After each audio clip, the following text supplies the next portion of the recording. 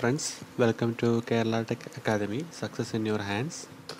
നമ്മളിന്ന് സ്റ്റാർട്ട് ചെയ്യാൻ പോകുന്ന സബ്ജക്റ്റ് പവർ സിസ്റ്റമാണ്. എല്ലാവർക്കും അറിയാം, പവർ സിസ്റ്റം വളരെ ഇമ്പോർട്ടൻ്റ് ആയൊരു സബ്ജക്റ്റാണ്. ഏകദേശം 10 മുതൽ 12 ചോദ്യം വരെ ഒരു PSC ക്വസ്റ്റ്യൻ പേപ്പർ ഉണ്ടാവാറുണ്ട് ഈ ടോപ്പിക്കുമായിട്ട് ബന്ധപ്പെട്ട്. സോ നമുക്കിന്ന് ജസ്റ്റ് ഇതിൻ്റെ സിലബസ് ഒന്ന് നോക്കാം. ഇതിനൊരു വൈഡ് ആയിട്ടുള്ള സിലബസാണ് കുറച്ച്. സോ അതുകൊണ്ട് നമ്മളിതിനെ 4 പാർട്സാക്കി ഡിവൈഡ് ചെയ്യുന്നുണ്ട്. ഇവിടെ കാണാൻ പറ്റും 1, 2, 3, 4. സോ നമുക്ക് ജസ്റ്റ് സിലബസ് ഒന്ന് പരിചയപ്പെടാം, എന്തൊക്കെയാണ് പഠിക്കാനുള്ളതെന്നൊക്കെ നമുക്ക് നോക്കാം. സോ ഫസ്റ്റ് മോഡ്യൂളിൽ വരുന്നത് വെച്ചാൽ ഡിഫറെൻറ്റ് ടൈപ്സ് ഓഫ് സോഴ്സസ് ആണ്. അതായത് കൺവെൻഷണൽ, നോൺ കൺവെൻഷണൽ, അതുപോലെ റിന്യൂവബിൾ, നോൺ റിന്യൂവബിൾ എന്ന് പറഞ്ഞിട്ട് ഡിഫറെൻറ്റ് ടൈപ്സ് ഓഫ് സോഴ്സ് ഉണ്ട്. And different systems of power generation, അതായത് നമുക്ക് ഹൈഡൽ ഉണ്ട്, തെർമൽ ഉണ്ട്, ന്യൂക്ലിയർ ഉണ്ട്, അതുപോലെ ചെറിയ ചെറിയ കുറച്ച് ജനറേറ്റിംഗ് സ്റ്റേഷൻസിനെ കുറിച്ച് പഠിക്കാനുണ്ട്.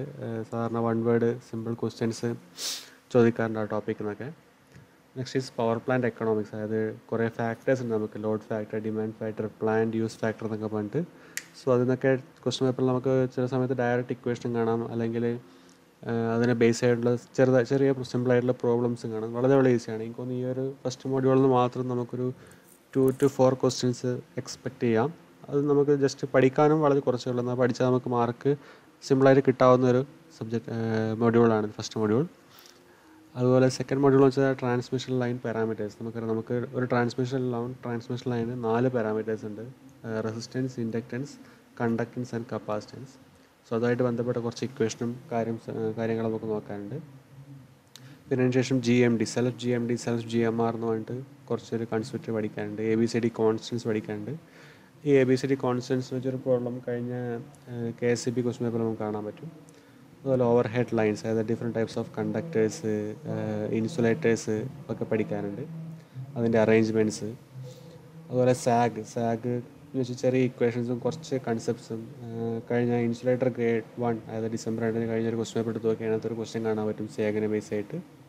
അതുപോലെ choice of transmission voltage, types of insulators പറഞ്ഞു. സ്ട്രിങ് എഫിഷ്യൻസി വെച്ച് ചെറിയ സിമ്പിൾ പ്രോബ്ലം ചോദിക്കാൻ ഒരു ഇക്വേഷൻ പഠിച്ചാൽ മതി നമുക്ക്. വളരെ സിമ്പിളായിട്ട് ഇക്വേഷൻ, അതിനെ ബേസ് ആയിട്ട് ഒരു ക്വസ്റ്റ്യൻ ചിലപ്പോൾ കാണാറുണ്ട് ക്വസ്റ്റ്യൻ പേപ്പറിൽ. അതുപോലെ different types of distribution systems പഠിക്കാനുണ്ട്. അതായത് DC, comparison of DC and AC, അതുപോലെ comparison of single phase and 3 phase. പിന്നെ അത് കൂടാതെ കുറച്ച് ഡിസ്ട്രിബ്യൂഷൻ സിസ്റ്റംസ്, നമുക്ക് റിംഗ് ടൈപ്പ്, റേഡിയൽ ടൈപ്പ് ഒക്കെ പറഞ്ഞിട്ട് കുറച്ച് കാര്യങ്ങൾ പഠിക്കാനുണ്ട്.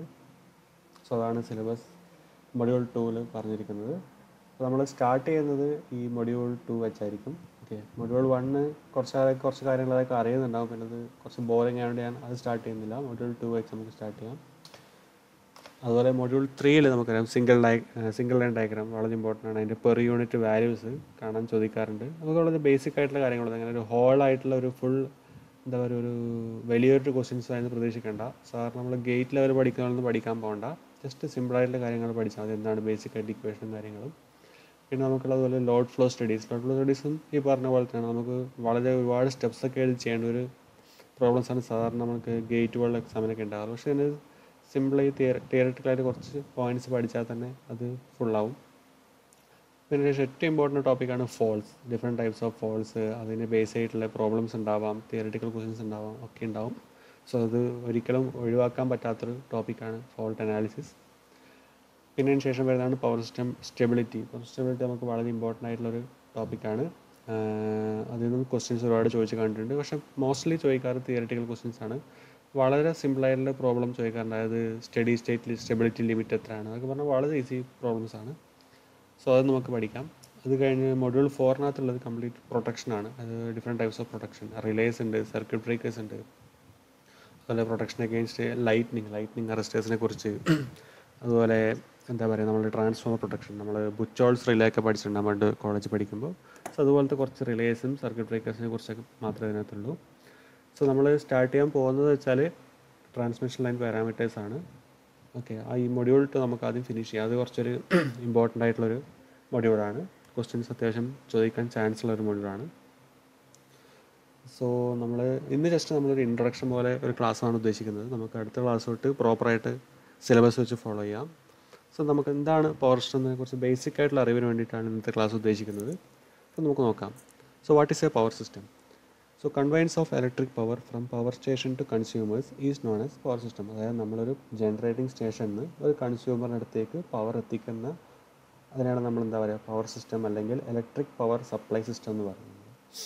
സോ അത് കൺസ്യൂമർ എന്ന് പറയുമ്പോൾ ആരും ആവാം, വലിയ ഇൻഡസ്ട്രികളാവാം, അല്ലെങ്കിൽ കോളേജുകളാവാം, ഹോസ്പിറ്റൽസ് ആവാം, നമ്മുടെ സാധാ വീടും ആവാം, എന്തോ ആവാം കൺസ്യൂമർ എന്ന് പറയുമ്പോൾ. So 3 principal components R power station, transmission lines and distribution systems. So നമുക്ക് പവർ സിസ്റ്റത്തിനെ 3ആയി ഡിവൈഡ് ചെയ്യാം. എന്താ? Generation, transmission and distribution. നമുക്കറിയാം, നമ്മൾ ജനറേറ്റ് ചെയ്യുന്ന പവർ, ഇപ്പോൾ ഒരു ഹൈഡ്രോ പ്ലാന്റ് ഒക്കെ ആണെങ്കിൽ തന്നെ അത് വളരെ റിമോട്ടായിട്ടുള്ള എവിടെയും ഏരിയ ആയിരിക്കും. പക്ഷെ നമ്മൾക്ക് ഇത് ട്രാൻസ്മിറ്റ് ചെയ്യാതെ ഇത് ഡിസ്ട്രിബ്യൂട്ട് ചെയ്യുന്ന സ്ഥലം എന്ന് പറയുന്നത് വളരെ ജനറേഷൻ സ്റ്റേഷൻസ് വളരെ ദൂരമായിരിക്കും. സോ അതിനായിട്ട് നമ്മൾ എന്താ പറയുക, ട്രാൻസ്മിഷൻ സിസ്റ്റംസ് വളരെ ഇമ്പോർട്ടൻ്റ് ആണ്. അതുപോലെ power stations, distribution system. So ഇത് മൂന്നും എന്താ പറയുക, ഈ പവർ സിസ്റ്റത്തിൻ്റെ 3 ഇമ്പോർട്ടൻറ്റ് പ്രിൻസിപ്പലായിട്ടുള്ള കമ്പോണൻസ് ആണ്. Next point, electric energy is generated at power stations by synchronous generator or alternator. So ഇത് വളരെ ഇമ്പോർട്ടൻ്റ്. നമ്മൾ ജനറേറ്റഡ് സ്റ്റേഷൻസിൽ നമുക്കറിയാം, ഹൈഡലാണെങ്കിലും തെർമലാണെങ്കിലും ന്യൂക്ലിയർ ആണെങ്കിലും എന്താ പറയുക, നമ്മൾ ടർബൈൻ കണക്ട് ചെയ്തിരിക്കുന്ന ഒരു സിങ്ക്രണസ് ജനറേറ്റർ അല്ലെങ്കിൽ ആൾട്ടർനേറ്റർ, കോമൺ ആയിട്ട് നമ്മൾ പറയുക ആൾട്ടർനേറ്റർ എന്നാണ്, അതിനായിരിക്കും. സോ ഇതിനെക്കുറിച്ച് നിങ്ങൾ ഇലക്ട്രിക്കൽ മെഷീൻസ് പഠിക്കും. സോ ഇതിനെക്കുറിച്ചുള്ള കുറച്ച് കാര്യങ്ങൾ നമുക്ക് എന്താ പറയുക, പവർ സിസ്റ്റം സ്റ്റെബിലിറ്റി ഒക്കെ പഠിക്കാൻ ആവശ്യമുണ്ട്. ഈ സിങ്ക്രണസ് ജനറേറ്ററിൻ്റെ ആയിട്ട് ബന്ധപ്പെട്ട കുറച്ച് കാര്യങ്ങൾ, എസ്പെഷ്യലി ടോർക്ക് ആംഗിൾ എന്താണ്, അതുപോലത്തെ കുറച്ച് കാര്യങ്ങൾ നോക്കാം നമുക്ക്. The combined transmission and distribution network is called power grid. നമ്മൾ ഈ ഒരു ട്രാൻസ്മിഷൻ ആൻഡ് ഡിസ്ട്രിബ്യൂഷൻ നമ്മൾ കോമൺ ആയിട്ട് കമ്പൈൻ ചെയ്ത് വിളിക്കുന്ന പേരാണ് പവർ ഗ്രിഡ്. നമുക്കറിയാം, നമ്മുടെ ഇന്ത്യയിൽ ഒരു നാഷണൽ പവർ ഗ്രിഡ് ഉണ്ട്. ആ പവർ ഗ്രിഡ് നമ്മൾ ഏകദേശം 5ആയിട്ട് ഡിവൈഡ് ചെയ്തിട്ടുണ്ട്. അത് 5 സെപ്പറേറ്റ് സബ് ഗ്രിഡുകളായി ഡിവൈഡ് ചെയ്തിട്ടുണ്ട്. അതിൽ നോർത്തേൺ ഗ്രിഡ് ഉണ്ട്, വെസ്റ്റേൺ ഗ്രിഡ് ഉണ്ട്, eastern grid, north eastern grid, southern grid. So നമ്മുടെ കേരളം സദേൺ ഗ്രിഡിലാണ് വരുന്നത്. സോ അങ്ങനെ നമ്മൾ നാഷണൽ പവർ ഗ്രിഡിനെ 5 സോണായിട്ട് തിരിച്ചിട്ടുണ്ട്. നമുക്കറിയാം, പവർ ഗ്രിഡ് കൺട്രോൾ ചെയ്യുന്ന പബ്ലിക് സെക്ടർ കമ്പനി എന്ന് പറയുന്നത് PGCIL അഥവാ power grid corporation India limited ആണ് നമ്മൾ പവർ ഗ്രിഡിനെ കൺട്രോൾ ചെയ്യുന്നത്. നമ്മുടെ നാഷണൽ പവർ ഗ്രിഡ് കൺട്രോൾ ചെയ്യുന്ന public sector company. Okay, so നമുക്കിവിടെ കാണാൻ പറ്റും, ഇതൊരു ജനറൽ നമ്മുടെ ഹോൾ പവർ സിസ്റ്റത്തിൻ്റെ ഒരു എന്താ പറയുക, സിംഗിൾ ലൈൻ ഡയഗ്രം എന്ന് വേണമെങ്കിൽ പറയാം. ഇതിനകത്ത് നമുക്ക് കാണാൻ പറ്റും, ജനറേറ്റിംഗ് സ്റ്റേഷൻസിനകത്ത് voltage level 11 kV to 25 kV. നമ്മൾ ജനറലായിട്ട് ഇന്ത്യക്കകത്ത് ജനറേറ്റ് ചെയ്യുന്ന എല്ലാ ജനറേറ്റിംഗ് സ്റ്റേഷൻസും 11 kVയിലാണ് പവർ ജനറേറ്റ് ചെയ്യുക. അതിൻ്റെ വോൾട്ടേജ് ലെവൽ എന്ന് പറയുന്നത് 11 kV ആണ്. സോ ഇത് എന്താ പറയുക, ചെറിയ ലെവൽ ഡിപ്ലോമ ലെവൽ ക്വസ്റ്റ്യൻ പേപ്പറിലൊക്കെ കാണാറുണ്ട്. നമ്മൾ sub engineer level question paper SSC JEയിലൊക്കെ കാണുന്ന ക്വസ്റ്റ്യനാണ്. ജനറേറ്റിംഗ് എത്രയാണ് വോൾട്ടേജ് നമ്മൾ ഇന്ത്യയിൽ, അത് 11 kV ആണ്. സോ നമ്മളവിടുന്ന് 11 kVയിൽ ജനറേറ്റ് ചെയ്യുന്നു. പിന്നീട് നമ്മൾ ചിലപ്പോൾ ട്രാൻസ്മിറ്റ് ചെയ്യുന്നത് വളരെ ദൂരത്തേക്കായിരിക്കും. അതായത് സപ്പോസ് നമ്മളിപ്പോൾ ഇടുക്കിയിലാണ് പവർ ജനറേറ്റ് ചെയ്യുന്നതെങ്കിലും നമുക്കത് ഡിസ്ട്രിബ്യൂട്ട് ചെയ്യേണ്ടത് സപ്പോസ് ഇപ്പോൾ കാസർഗോഡാണെന്ന് വെക്കാം. സോ നമ്മളെന്താ പറയുക, ഇത്രയും ദൂരത്തേക്ക് നമ്മളത് ട്രാൻസ്മിറ്റ് ചെയ്യണം.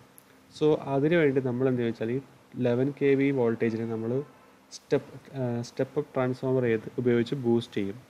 സോ അത് മേ ബി 220 kV ആവാം, 110 kV ആവാം, 400 kV ആവാം, 765 kV, എത്ര വേണമെങ്കിൽ ആവാം. പക്ഷേ ഇന്ത്യയിൽ മാക്സിമം ട്രാൻസ്മിറ്റ് ചെയ്യുന്ന ലെവൽ എന്ന് ചോദിച്ചാൽ 765 kV ആണ് ഉത്തരം. അതായത് ഇന്ത്യക്കകത്ത് ഏറ്റവും വലിയ ട്രാൻസ്മിഷൻ വോൾട്ടേജ് എത്രയാണെന്ന് ചോദിച്ചാൽ അതിൻ്റെ ഉത്തരം 765 kV ആണ്. പക്ഷെ ഇപ്പോൾ 1100 kVയുടെ ഒക്കെ വർക്ക് നടക്കുന്നുണ്ട്, പക്ഷെ ഒന്നും കംപ്ലീറ്റ് ആയിട്ടില്ല. സോ PSC ഇപ്പോഴും ചോദിക്കുകയാണെങ്കിൽ ഉത്തരം 765 kV ആണ്. അതായത് largest transmission voltage in India എന്ന് ചോദിച്ചാൽ ഉത്തരം 765 kV ആണ്. സോ അങ്ങനെ നമ്മൾ ഒരു സ്പെസിഫിക് ആയിട്ട് ഏരിയയിലേക്ക് നമ്മൾ ഈ ട്രാൻസ്മിഷൻ, അതായത് സ്റ്റെപ്പ് അപ്പ് ചെയ്ത് ട്രാൻസ്മിഷൻ വോൾട്ടേജ് ഉപയോഗിച്ച് ട്രാൻസ്മിറ്റ് ചെയ്യുന്നു ഈ ഒരു ഡിസ്റ്റൻസ്. സോ അവിടെ നമുക്കൊരു സപ്പോസ് ഒരു ജില്ലക്കകത്തൊരു മെയിൻ ട്രാൻസ്മിഷൻ സബ്സ്റ്റേഷൻ ഉണ്ടാവും. അവിടെ നമുക്ക് സബ് ട്രാൻസ്മിഷൻ ലെവൽ വോൾട്ടേജിലേക്ക് അതിനെ എന്താ പറയുക, സ്റ്റെപ്പ് ഡൗൺ ചെയ്യും. സ്റ്റെപ്പ് ഡൗൺ ട്രാൻസ്ഫോമർ ഉപയോഗിച്ച് 33 kV ആവാം, അല്ലെങ്കിൽ 66 kV ആവാം, അല്ലെങ്കിൽ 110 kV ആവാം, അതിലേക്ക് നമ്മൾ സ്റ്റെപ്പ് ഡൗൺ ചെയ്യും. മേ ബി ചില എന്താ പറയുക ലാർജ് കൺസ്യൂമേഴ്സ്, അതായത് വലിയ വലിയ ഇൻഡസ്ട്രികൾക്കൊക്കെ സപ്പോസ് സംടൈംസ് വലിയ പവർ യൂസ് ചെയ്യുന്ന ഇൻഡസ്ട്രികൾക്ക് ചിലപ്പോൾ ഈ 33 kV സപ്ലൈ ഡയറക്റ്റ് കൊടുക്കാറുണ്ട് ഈ സബ്സ്റ്റേഷനിൽ നിന്ന്. അതല്ല എങ്കിൽ നമുക്കറിയാം, നമ്മുടെ ജില്ലക്കകത്ത് തന്നെ ചെറിയ ചെറിയ സബ്സ്റ്റേഷനിലേക്ക് നമ്മളിത് ഈ 33 kV പ്രൊവൈഡ് ചെയ്യും.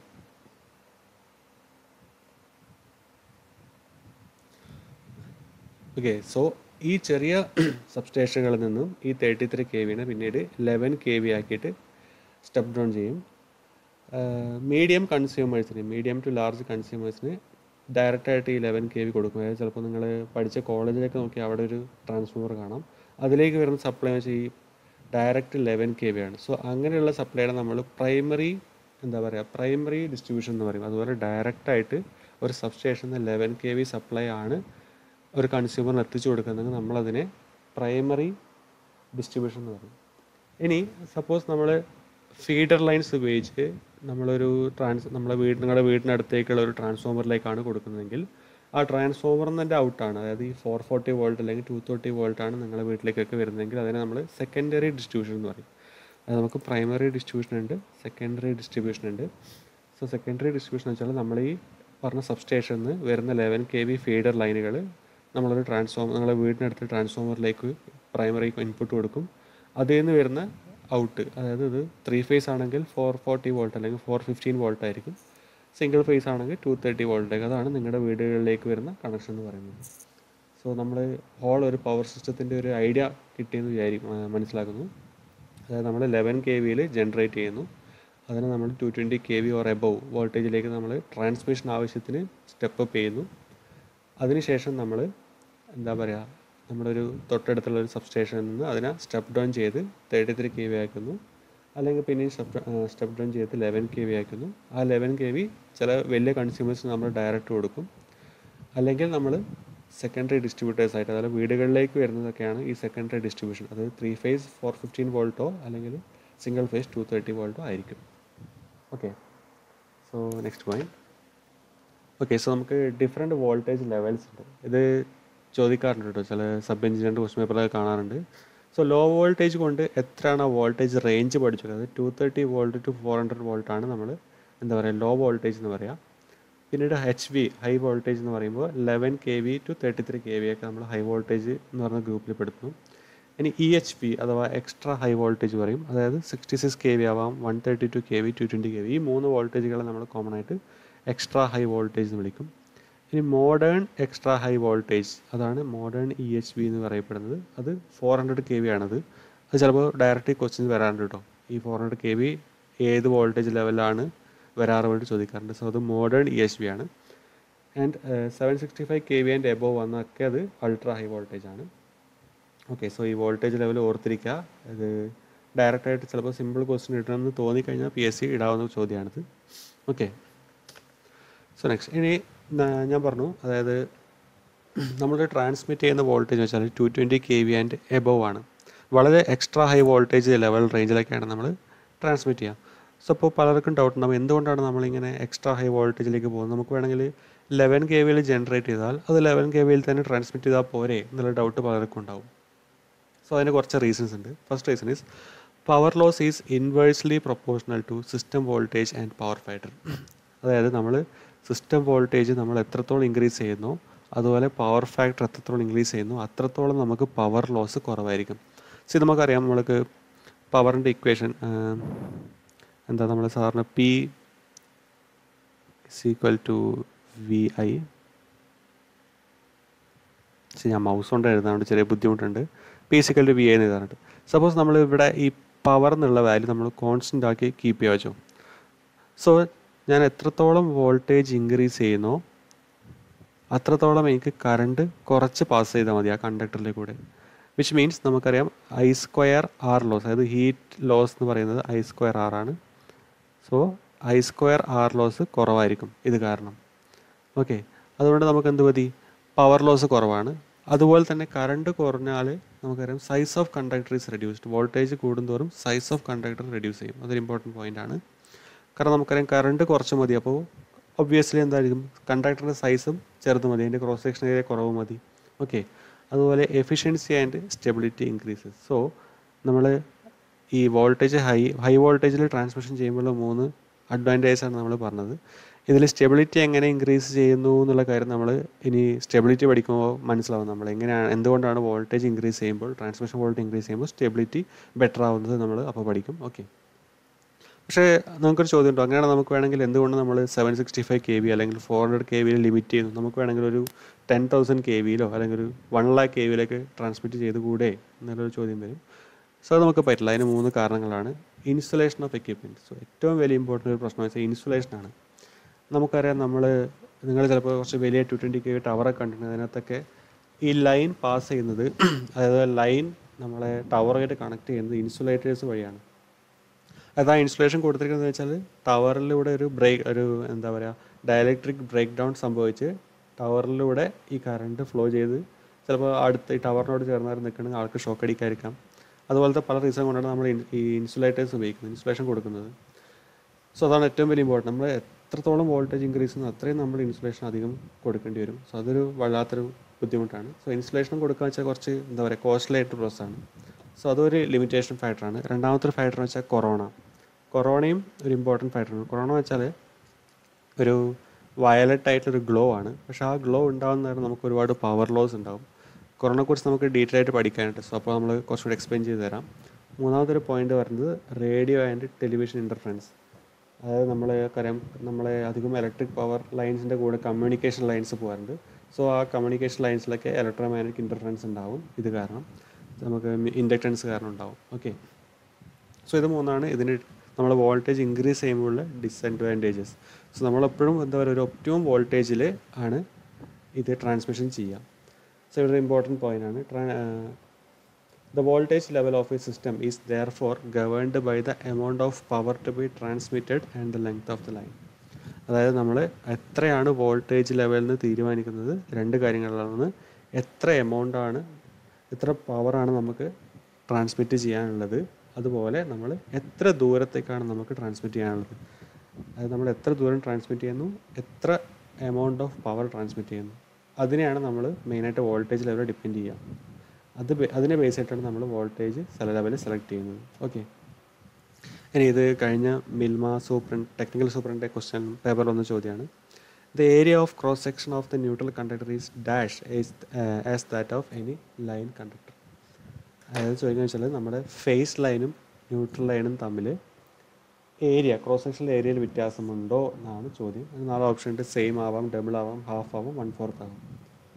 ഓക്കെ, പക്ഷേ പ്രശ്നം വെച്ചാൽ ഈ ക്വസ്റ്റ്യൻ അവർ എന്തുകൊണ്ട് അറിയില്ല ഫൈനൽ ആൻസർക്ക് വന്നപ്പോൾ ഈ ക്വസ്റ്റ്യൻ അവർ ക്യാൻസലായി കാണണം. പക്ഷേ ഈ ക്വസ്റ്റ്യൻ തെറ്റുള്ളതായിട്ട് എനിക്ക് തോന്നുന്നില്ല. സോ അതിൻ്റെ ഉത്തരം എന്ന് വെച്ചാൽ സെയിം എ ആണ്. അതായത് നിങ്ങൾക്ക് നോക്കിയാൽ മനസ്സിലാവും, നിങ്ങളുടെ വീട്ടിനടുത്ത് കൂടെ ഇലക്ട്രിക് ലൈൻ പോകുന്നുണ്ടെങ്കിൽ അതിനകത്ത് ഏതാണ് ഫേസ് ഏതാണ് ന്യൂട്രൽ നിങ്ങൾക്ക് മനസ്സിലാക്കാൻ ബുദ്ധിമുട്ടായിരിക്കും. ചില സ്ഥലങ്ങളിൽ കാണാൻ നിങ്ങൾ ഇതാണ് ടവറെങ്കിൽ ഇവിടെ ക്രോസ് ആകുമ്പോൾ ഉണ്ടാവും. ചില സമയങ്ങളിൽ ഇവർ ഫേസ് ലൈൻ പോകാറ് എപ്പോഴും ഒരു ഇൻസുലേറ്ററിലേക്ക് ഒരു പിൻ ഇൻസുലേറ്റർ ഉണ്ടാവും, അതിലേക്കൂടെ ആയിരിക്കും ഈ ഫേസ് ലൈൻ പാസ് ചെയ്യാറ്. പക്ഷേ ചില സ്ഥലങ്ങളിൽ ന്യൂട്രൽ ലൈൻ ഡയറക്റ്റായിട്ട് ഇവർ ക്രോസ് ആമിൽ എന്താ പറയുക ഒന്ന് രണ്ട് ചുറ്റ് ക്രോസ് ആമിൽ ചുറ്റിയിട്ട് അതിൽ തന്നെ പാസ് ചെയ്യും. സോ അങ്ങനെയാണ് നമുക്ക് സാറിന് ന്യൂട്രൽ ലൈൻ ആണെന്ന് ചിലപ്പോൾ മനസ്സിലാക്കാറ്. ചില സമയത്ത് രണ്ടും ഒരു പിൻ ഇൻസുലേറ്ററിന് കൂടെ തന്നെ പോകുന്ന കാണാം. അതല്ലാണ്ട് നമുക്കിതിൻ്റെ സൈസ് നോക്കിയിട്ട് ഇത് ന്യൂട്രൽ ആണോ ഫേസ് ലൈൻ ആണോ എന്നുള്ള കാര്യം നമുക്ക് മനസ്സിലാക്കാൻ പറ്റാറില്ല. ഓക്കെ, സോ ഇതിൻ്റെ ഉത്തരം എന്ന് പറഞ്ഞാൽ സെയിം ആയിരിക്കും, അതിൻ്റെ സൈസിൽ വ്യത്യാസം ഉണ്ടാവില്ല.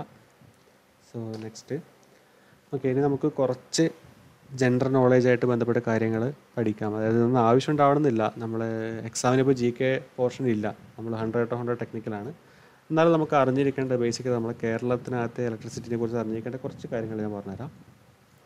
So there are 4 400 kV lines connecting to southern power grid. അതായത് കേരളവും സദേൺ പവർ ഗ്രിഡായിട്ട് കണക്ട് ചെയ്യുന്ന 4 400 kV ലൈൻസ് ഉണ്ട്. അത് 4 വെച്ചാൽ ഒന്ന് Udumalpet Madakkathara line, Tirunelveli Trivandrum line, Mysore Kozhikode line, Tirunelveli Kochi line. So okay, ഇപ്പോൾ 400 kVയുടെ 4 ലൈൻസാണ് നമ്മുടെ കേരളത്തിലേക്ക് വരുന്നത്. അതിൽ ഏറ്റവും ഇമ്പോർട്ടൻ്റ് ആയിട്ടുള്ള സ്റ്റേഷൻ എന്ന് വെച്ചാൽ മാടക്കത്രയാണ്, തൃശ്ശൂരിനകത്തുള്ള Madakkathra. Madakkathra is the only 400 kV substation under KSEB. അത് KSEBയുടെ അണ്ടറിലുള്ള ഒരേ ഒരു 400 kV സബ്സ്റ്റേഷനാണ് മാടക്കത്ര.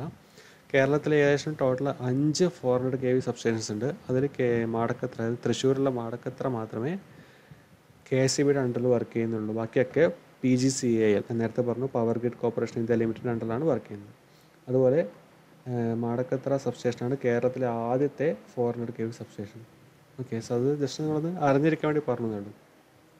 അതുപോലെ 2000 MW HVDC സ്റ്റേഷൻ, അതായത് ഹൈ വോൾട്ടേജ് DC ട്രാൻസ്മിഷൻ ഉപയോഗിക്കുന്നതാണ്.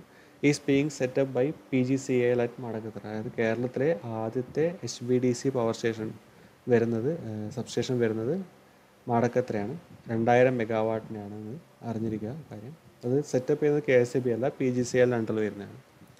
The state load dispatch centre is located at Kalamassery. Okay, state load dispatch centre കളമശ്ശേരിയാണ്. ചിലരൊക്കെ അവിടെ പോയിട്ടുണ്ടാകും, ഇൻഡസ്ട്രിയൽ വിസിറ്റൊക്കെ ആയിട്ട് പോയിട്ടുണ്ടാകും. അതുപോലെ 50 MW solar plant is setup at Ambalathara, Kasaragod. അതായത് കേരളത്തിലെ ഏറ്റവും വലിയ സോളാർ പ്ലാന്റ് ആണിത്, അമ്പലത്തറ, കാസർഗോഡ് ജില്ലയിൽ. ഇതിനു മുമ്പുള്ള 50 MW ആണ് പ്ലാന്റ്. ഇതിനു മുമ്പുള്ള ഏറ്റവും വലിയ പ്രൊജക്റ്റ് എന്ന് പറയുന്നത് നമുക്കറിയാം നെടുമ്പാശ്ശേരി എയർപോർട്ടിലായിരുന്നു. അവിടെ 30 മെഗാവാട്ടാണ് അവിടുത്തെ കപ്പാസിറ്റി.